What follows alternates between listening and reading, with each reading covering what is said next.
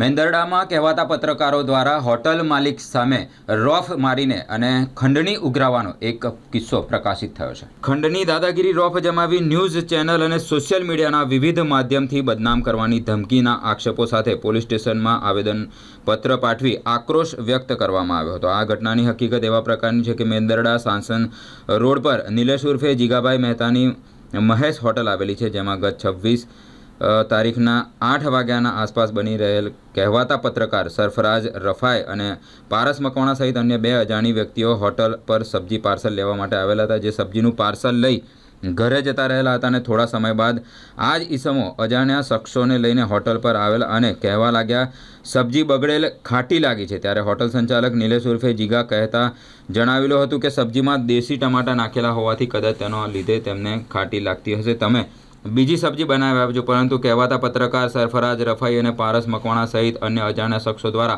મહેશ હોટલના સંચાલક જીગાભાઈ મહેતાની સામે ગેરવર્તન કરી તેને પૈસાનો તોડ કરવા માટે દબાવી ધમકાવી ઝઘડો કરેલ હતો અને અમારી ચેનલ અને વિવિધ સોશિયલ મીડિયાના માધ્યમથી તમારી મહેશ હોટલ બદનામ કરી નાખીશું તેવી ધમકી આપવામાં આવી હતી।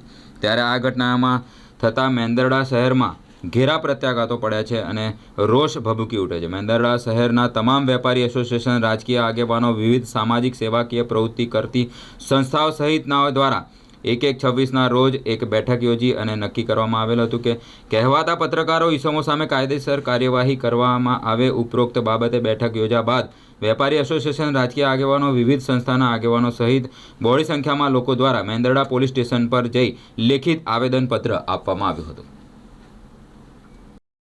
બની બેઠેલા પત્રકારો આનંદભાઈ મકવાણા અને એની ટોળકી આ લોકો ખોટા બધા વેપારીઓને હેરાન કરે છે।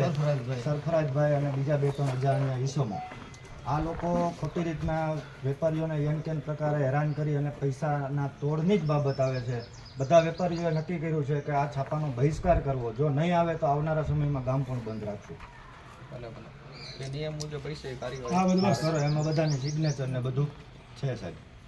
રેસ્ટોરન્ટ ચાલે છે, આને માત્ર ને માત્ર બદનામ કરવાના મલિન ઈરાદાથી કહેવાતા બની બેઠેલા જર્નાલિઝમો એટલે કે પત્રકારો આ ગામને બાનમાં લઈ અને ભદ્ર સમાજને, વેપારી સમાજના માણસોને જે એમની ગુડવિલ ઉપર અસર કરવા માટે ભયંકર અરાજકતા ગામમાં ફેલાવી રહ્યા છે, એના ભાગરૂપે આપણે અહીં બધા ભેગા થયા છે।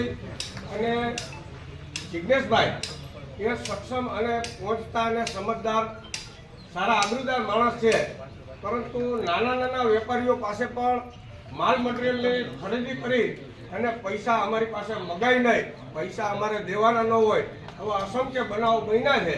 અને આ લોકો બિચારા કોઈને ફરિયાદ પણ નથી કરી શકતા, છાનુમુના બેઠા રહીએ છે। કહેવાનો મારો ભાવાર્થ એ છે કે પત્રકાર એટલે આ દેશની ત્રીજી જાગીર છે। લોકોના પ્રશ્નો ઉજાગર કરવા, લોકોની સમસ્યા, લોકોની પીડાઓ, લોકોની જે વ્યથાઓ છે એ રજૂ કરવાની છે, નહીં કે લોકોની સામે લૂંટ ચલાવવાની, લોકોને હેરાન કરવાના।